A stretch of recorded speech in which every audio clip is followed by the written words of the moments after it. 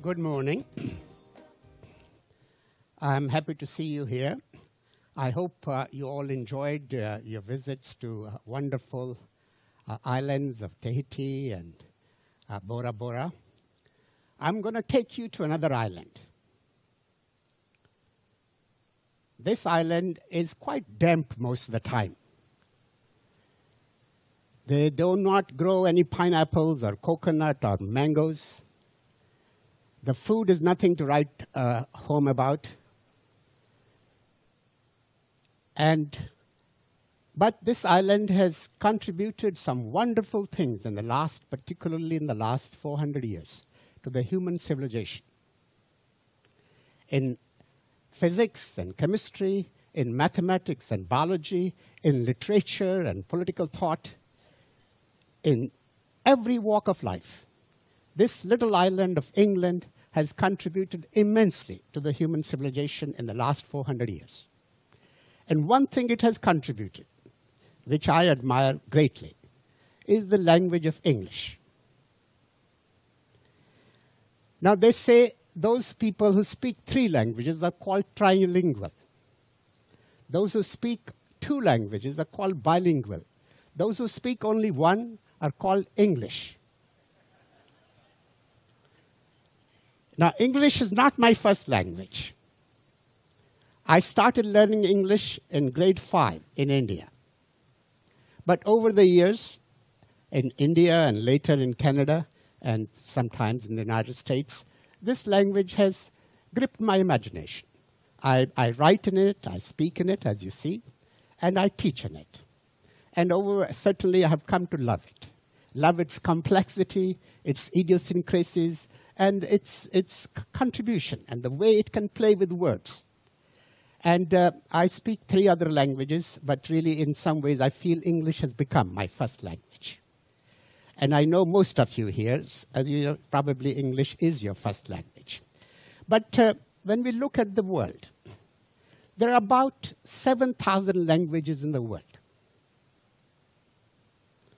And we wonder sometimes, linguists who study these things wonder, why are there so many languages? The fact is there were many more languages. And there are 2,000 out of the 7,000, 2,000 languages are spoken only by about 1,000 people, or less. Linguists still call them languages. They do not necessarily have a script, or literature, or poetry, or theater, or novels, but still we say, well, they're languages, they're spoken, there is a structure. And there is a coherence to them. And so there are about 7,000 languages. But unfortunately, it is said by year 2050, which is only about 35 years from now, perhaps 90% of the languages will disappear. And only 10% of the languages will remain. And I will talk to you why it happens. When the Europeans arrived in Canada about 350 years ago, the native population, the indigenous population, they call them Indians, the indigenous population had 70 languages. Now Canada has 2 official languages, English and French. But the country that has the most languages in the world, and it is a bit of a mystery why, is the country that is, for many of you who are from Australia, that is your neighbor. It's Papua New Guinea. It is a country of about 6.5 million people, and it has 880 languages. Quite remarkable. So there are many languages in the world.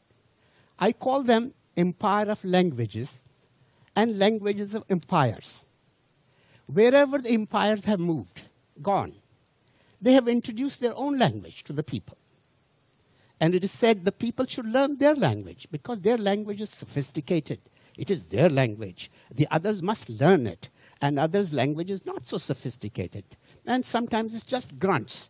Even the great Charles Darwin, as he was exploring the world as a young man on his ship Beagle, when he heard Indian people speak languages, the native population speak their language, he didn't think they are languages. He thought they're just animal grunts. They're just sounds. They have no structure. It came as a great surprise to him that they have incredible structure and that every language has incredible structure. And it's not the same structure between 2 languages or more. So every empire that has spread to other parts of the world, and many of them are European empires, they have taken their language and made it compulsory or required for the people of that country. That's why when we go to South America or Central America, all people in those countries speak only two languages, principally. Either they speak Portuguese, which is spoken in Brazil, or they speak Spanish. Of course, there are a lot of local languages, indigenous languages, many of them not taught in schools, many of them not even recognized by the official elite classes, but they are there. But otherwise, all of Central America, all of South America, except for Brazil, speak Spanish. And then Portuguese spoken in Brazil and many other places where Portuguese created their colonies. They created a little colony of Goa in India, and on the west coast of India, and Portuguese was spoken there. Or on the east coast of Africa, in Mozambique or in Angola, that's where Portuguese is spoken. So these two countries, and one country, there is only one country in Asia. Very interesting. Only one country in Asia. Asia is the largest continent in the world with the largest population in the world. There is only one country in Asia which became Christian. There is only one country. The others are Buddhist or Hindu or Muslim. Only one country. And that was Philippines. 90% people in Philippines became Christians, Catholics, because of the Spaniards. And because of the Spaniards, also the first language in Philippines became Spanish. Now then we have other empires that spread. The English Empire, the Dutch, the French. And so wherever they went, they introduced their languages and they made it compulsory. That's how in India, where I came from, where I was born, India became the official language of India. Even today, after 65 years of India's independence, English is the official language of India. There are two official languages of the country, English and Hindi, which is spoken mostly in northern part of India. And for the first 10 years, it was promised by Prime Minister Nehru that we will keep English only for 10 years because they felt it is a foreign language. And people felt a sense of a nationalistic pride that we should not use a foreign language as our language. So 10 years passed by, and by that time, many more people were learning English. And people in South India who did not speak Hindi, they said, we don't want Hindi to be our official language. We want to keep English. So now 10 years became 20, 20 years became 30, 30 years became 50, and now English is absolutely entrenched in India. And it is the official language of the country. All universities teach in English. All civil service is conducted largely in English. And all elite classes of the society aspire to learn English. And in fact, when I first started giving these talks on the cruises, I met the cruise director. I told him, he was an Englishman. We were having a tea together. I told him, I said, John, do you know that English no longer belongs to the English? And I said, some of the best writers in the English language are now from India. And he said, that's a bit of a surprise to me. And that's how I was invited to give some lectures on the cruises. So English is now spread in many parts of the world. And everywhere the English went, whether it's eastern part of Africa, Kenya, or Nigeria, or parts of Asia, Malaysia, Singapore. So English was introduced and became the official language of the country. So the language of the empires became the empire of languages. And its spread is therefore something to be watched. That does not mean the other languages disappeared altogether, but certainly their importance changed a great deal. So we can look at the linguistic map of Europe. Right now, for instance, there's a big debate going on in Ukraine about learning Russian language. Well, because Russia, as a Soviet Union, as an empire, made it compulsory that all other parts of Soviet Union learned Russian. Russian was the official language.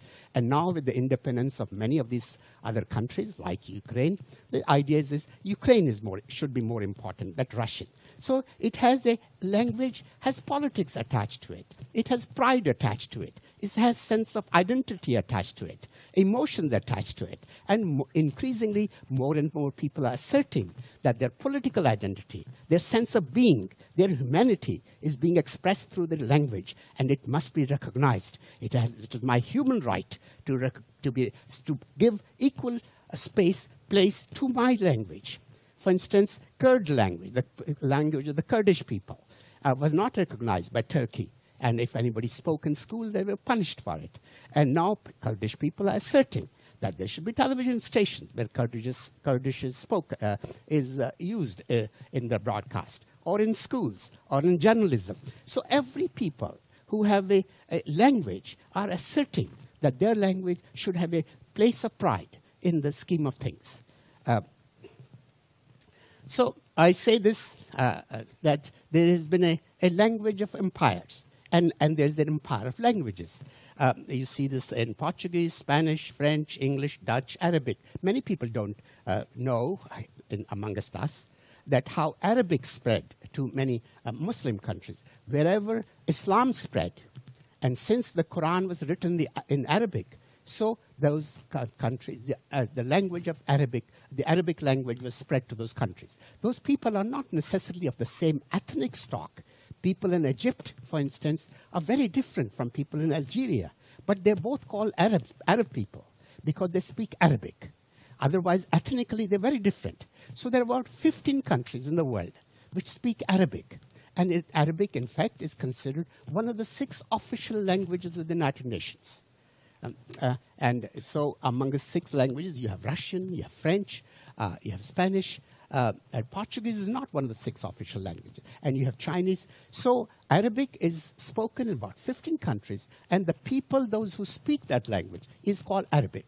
Now, it would be strange if since I speak English, I should be called English. No, I'm not English. I'm still an Indian. But the people who use Arabic language came to be called Arabic people. Now, let me, with that introduction, take you to English language.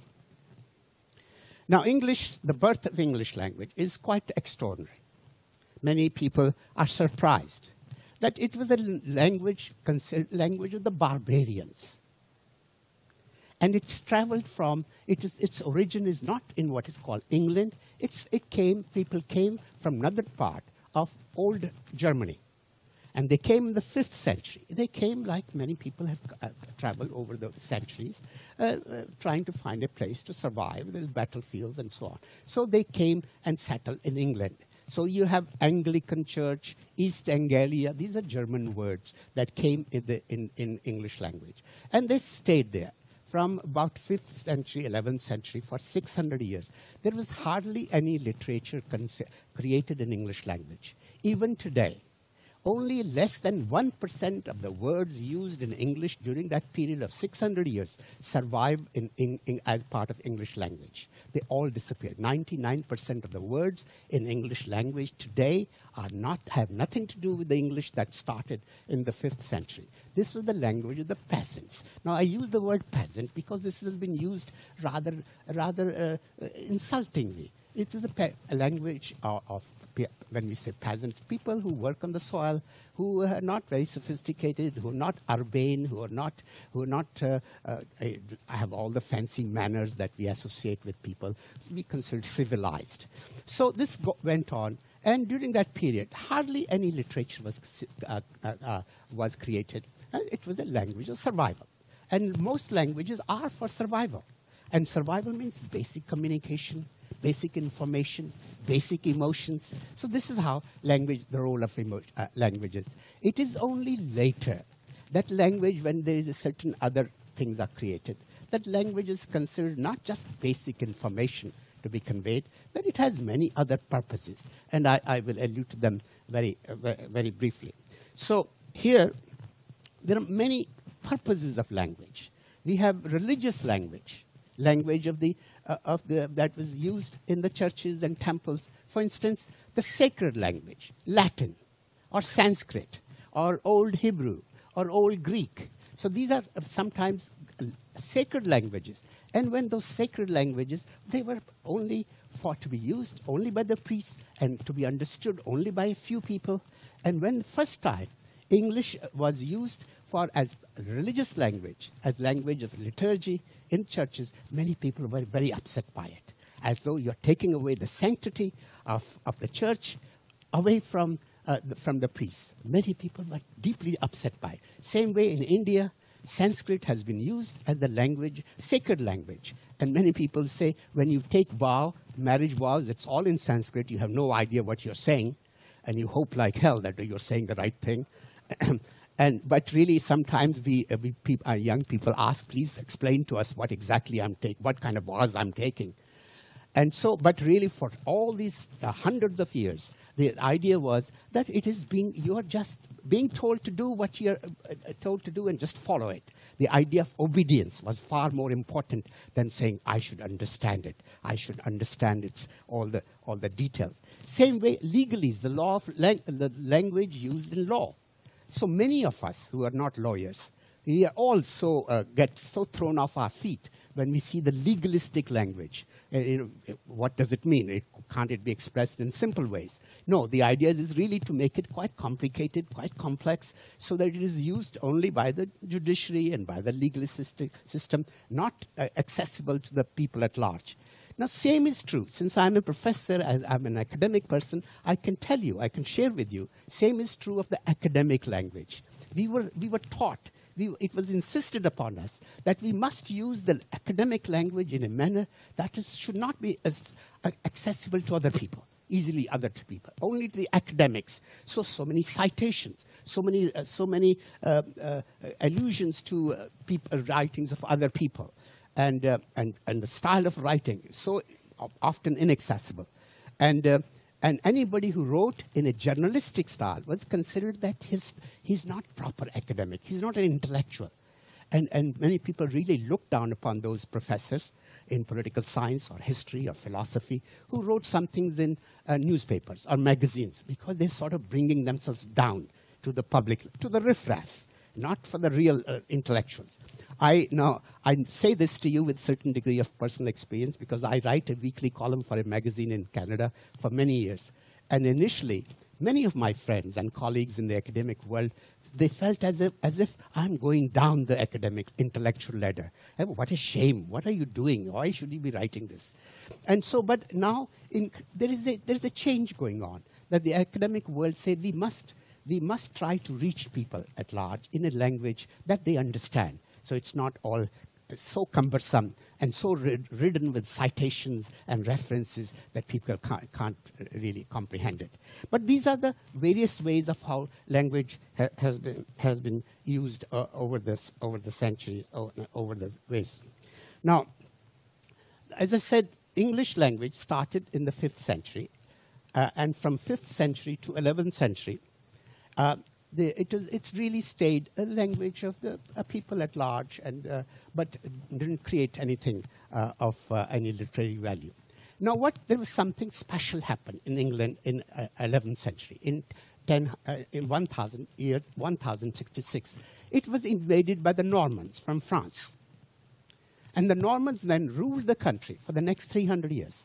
These are people of certain French origin, but of northern Nordic origin as well.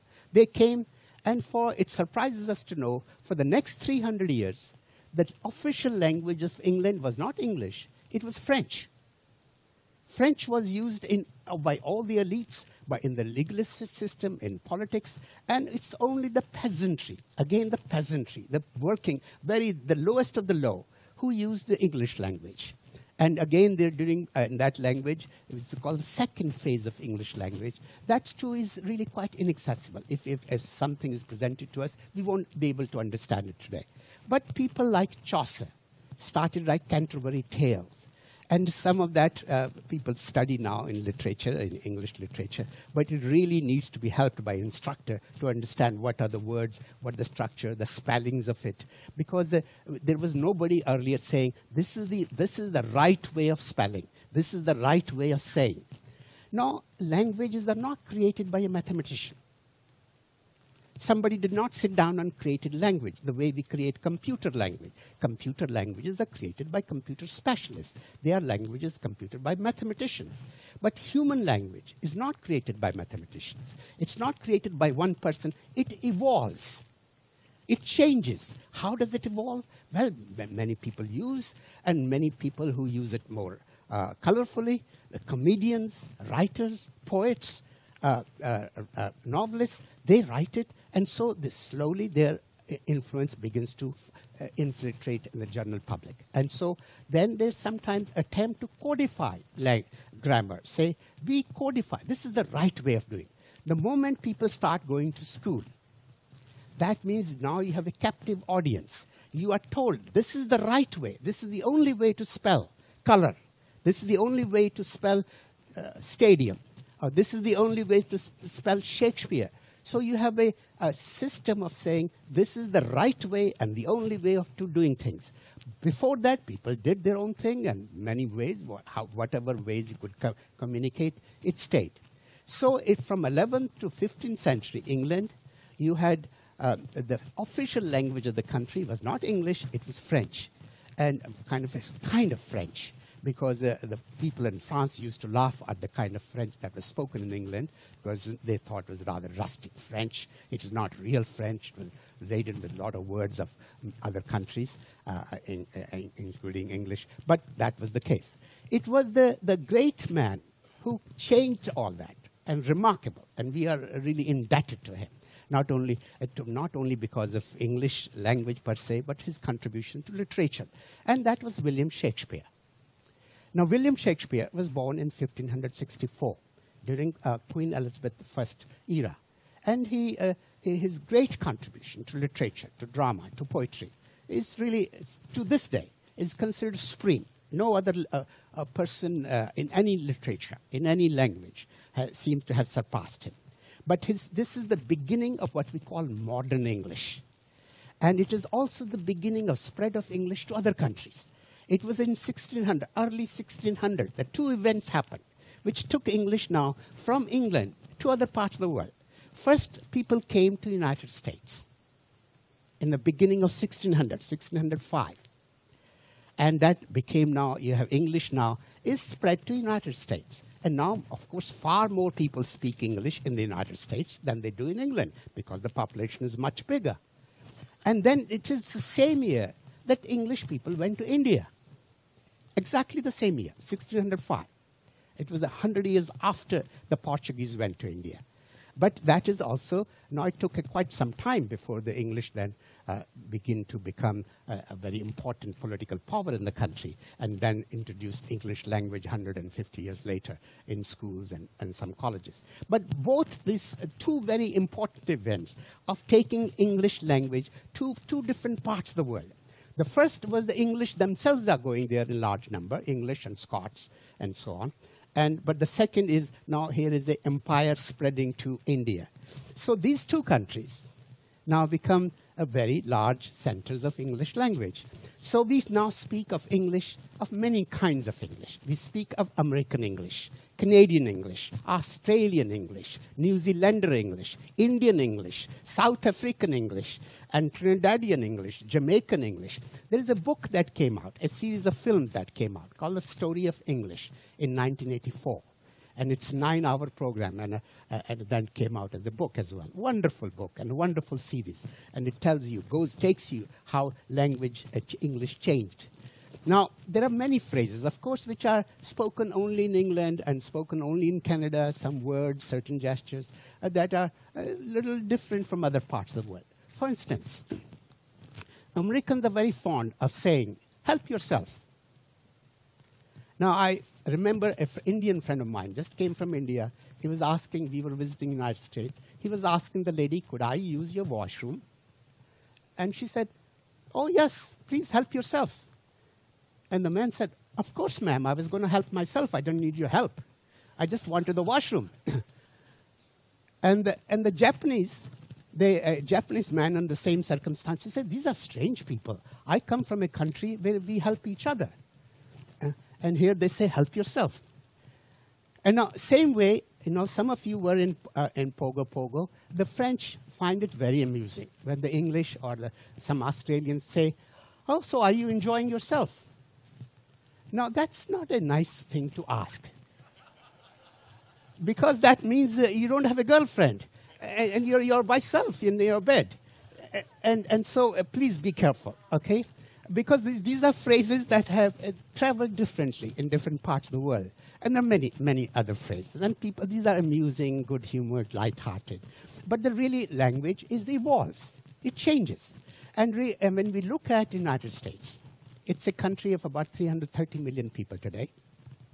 It's the largest one single unit which has one language spoken across the country. Now, increasingly, Spanish is coming, particularly in certain parts of the country, like Florida or California or Texas. But really, other parts of the country, it's one language. And even within that language, you might say that there are differences of accents between people from Texas and New York. But those differences are very small, much smaller compared to what you find in UK, in Britain. In Britain, the differences are so huge. It's a smaller country, smaller land area, but since the language has changed, evolved over 1,000 years, over more than 1,500 years, so you have many more accents in England, and I'm told, I get lost in England, traveling in England. Many times I get lost. I have no idea what people are saying. But it has never happened to me in Canada, except in Newfoundland, in one province of the country, where a lot of people never have traveled very much. But other parts, I feel quite at home, quite comfortable, don't have to perk my ears to understand what is being said. But in England, truly, you get lost. And so much so that the accents change dramatically. The accent change. George Bernard Shaw used to say, he wrote in 1920s, about 100 years ago, George Bernard, the great playwright from Ireland. He used to say, you say a person, let him speak 2 sentences, and I can say what street he comes from. Amazing. Huh? Really, it's so much little, because people didn't travel very much, just travel maybe half a kilometer, and that was their world. So you had a certain way of saying it.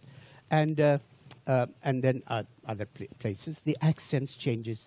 And it's only with the coming of one single unit which spoke for the whole country, BBC, British Broadcasting Corporation, when it was set up as a radio in 1920s. Now suddenly say, what is the BBC accent? What is the way to speak on BBC radio, and then later on television? What is Queen's English? What is the proper way of saying things? So you have a new way of codifying the language that came about. Now, when I came to Canada many years ago, I had a lot of, I'm very attracted to English friends, and I had made English friends. But soon I found, that it was very embarrassing for me to introduce one Englishman to another Englishman. Because the moment you introduced, they both became silent. And there was an awkward silence. They were both watching who will say the first sentence, and then you can see what social status that person is at. My God. So the accent placed you where you were at. Socially, what ladder, social ladder. And then you reacted accordingly. The accent became very important. And that's why some people put on an accent, the upper class accent, the Cambridge accent, the Oxford accent. Because language is part of our humanity. That is our face we want to present to the world. And that is a face of emotion, that intellect, and what social status I am at, what authority I wield, social authority I wield.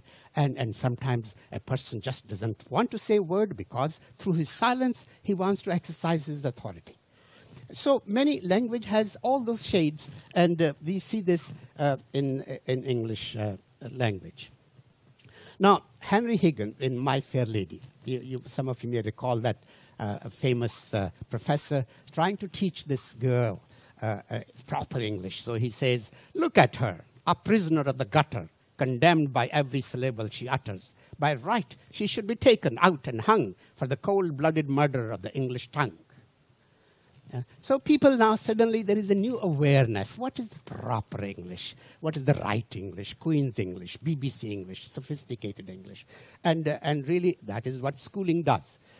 And you go to private schools, or what they call in England public schools. So the emphasis on acquiring the right accent, right way. And actors, of course, learn this, but for a different reason. But the language of the accents and proper English. So this codification comes about when the real literacy spreads and the idea of the language then associated with the class structure. Now, coming back to the language, because English is a very complex language, as all languages are. I learned it when I was once asked at the University of Toronto, a colleague of mine from India who was teaching Hindi, in language of India.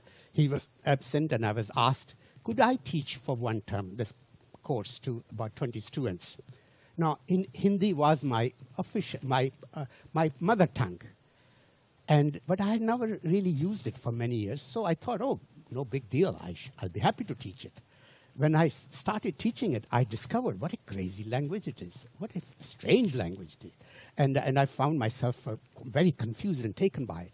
Because we don't, when we use our own language, we don't analyze it intellectually. We just take it for granted. That's how it is. But when we see other languages, then we begin to say, oh my God, why do they do this? So language has a very complex structure. All languages do. And so its grammar is not a heap of words. It's not just lying down next to each other. They are arranged in a certain way so they make sense. Just like a building is not a heap of stones or glass and so on. It's put them in a certain order to create a structure. Same is true of English language. Now, let me give you an example, simple one. Here it says, Johnny goes to school at 9 a.m. in the morning. That's what we say in English. If I were to say it in Hindi, which is my language, and you think of it if you know another language, Spanish or French or Arabic, you say, in Hindi I would say, the word Johnny comes first, morning comes second, at 9 comes third, school comes and go is. See, the whole thing is turned around. So I will say, Johnny, subha 9 baje, school jata hai. So the thing changed around. But all the things are there. The verb is there, noun is there, adverb is there, and continuous verb is there. But the arrangement is turned around. Now, what would happen if it were not Johnny, it was Susan? Now, in English, it makes no difference. Susan goes to school at 9 in the morning. But in Hindi, the moment it's a woman, a girl, then it changes, the verb changes around. So I would say morning, school goes, it goes, turns around, goes to a change. So, jati hai, pehle jata hai. And if it was saying Johnny and Susan go to school, we say in English, Johnny and Susan go to school at 9 in the morning. The goes become go. But then in Hindi, I would say, are they both men? Are they one man and one woman? So that will change accordingly. So it goes through huge changes about how the gender, in many languages, every noun has a gender. A table has a gender, a chair has a gender, a watch has a gender, whether it's masculine and feminine. And many times you have no clue why it is so. Why is a table a feminine gender and a chair is a masculine gender? But if you don't know, all your structure gets all messed up. Because everything else, the verb, the adverb, the noun, etc., depends on if it's a masculine and feminine. In English, luckily, we don't have such disastrous things. Let me give you, we have many strange things in English spellings, and a lot of people make strange things. I'll show you very shortly what happens. So you have a word like thought, and the same thing becomes bought and fought and brought. But then say it's a GH, then goes through changes. It becomes enough, or rough, or tough, or through, or though, cuff, bow. So you have a same set of spelling, or same letters, but going through, having different sounds. Now, this is not necessarily true of other languages. And in fact, in many Indian languages, in India, we find that they are very phonetic. What you say is what you write. And so people don't make necessarily spelling mistakes the way we do in English all the time, especially in the beginning. We don't know, because the phonetics, the sound is not necessarily being expressed in what is being written. In some languages, it's very precisely done. Now, in English, this goes on all the time. We say herd and beard. It certainly changes. We say road and broad. We say five and give. We say early and dearly. Stake or streak. Low and how, for and tour, and paid and said, break and speak. So we go through. Amazing kind of set of things, and especially those who are learning English for the first time. That is what they get them all bogged down by. And in the same way, more strange pronunciation. Bite and bite and bite and seen, spellings. Here and sense and sense and sense. So huge number. And one can go on and on digging up things in English. And again, they're there and they are feet and eight and air and air. Go on. So here is somebody. What do you think? You see, they heard and then say, well, that's what we're going to write. You see, so it becomes something different. And now see the next one. Okay, so you see how that's what they heard and say, well, this should be the right spelling. So they make it guess, and so that comes out. See the next one. Chilled beer become child beer. Okay, so that's what I didn't notice anything of this kind on Pogo Island. I thought these people speak French, so surely they must be making some goofs with the English language. I didn't notice any. But you see this in other countries. How about this one? So you see how people hear the word as a child does. You know, child say, "Why I eated it, I drinked it," and well, if you think about it, it seems all right. So you have this is your first spontaneous response. Say, this is the way a word must change. That's what you hear. So that's how your mind spontaneously or intuitively wants to say, this seems to be the order, this seems to be the rule, and you work with it. So let's see here another example. You have buy and cry. So buy becomes buy, I bought, I cried, and then I shied away, I flew away, so flown away, flew, flown. You see how 4 words, exactly the same in the sound, but how the declinations become quite different. Same way, sink, sank, think, a thought, and link, linked. So you say same sounds, but how they decline differently. Same way, write, I wrote, I righted, I fight, fought, and cited, I cited a bird. So many things like this. So here is an interesting, because it's really subject is so vast. I'm just giving you some little examples here and there. In English morphology, you have 2 forms. You have only 2, duck or ducks. You don't care whether it's the female or male. It's only 2 things. Either it's a plural or it's a singular, duck or ducks. And there are only 4 verbs that go with it. You say quack, quacks, quacked, quacking. These are 4 changes. That's it. And in modern Italian and Spanish, there are 50 such forms. In classical Greek, there are 350. And now listen to this. In Turkish, it's 2 million. And I was trying to see this, what would be in Hindi. It's about 47 of them. So English seems quite pretty simple compared to other languages. So it's only, only very few people can really compare languages, because few people, remember, English is spoken by most people speaking English speak only one language. So difficult to compare. But this is just an example how you see changes taking place in other languages. How Turkish, somebody's trying to learn Turkish with 2 million changes occurring because of how the words are put together. So here is another example of a word that is very clever in English language. The word so. It confuses people immensely. What does it mean, so? So, just so enchanting. As you sow, so shall you reap. I didn't sow, I just left. So where shall we go? And then I tell you a little story. I had my daughter, first daughter. She was 3.5 years old. And this clever little girl, and growing up in Canada. And one day I saw her eating a candy. Had a candy in her hand. So I said to her, Amrita, candy no good. And she just smiled at me and said, Daddy, candy so good. And I said, this is incredible.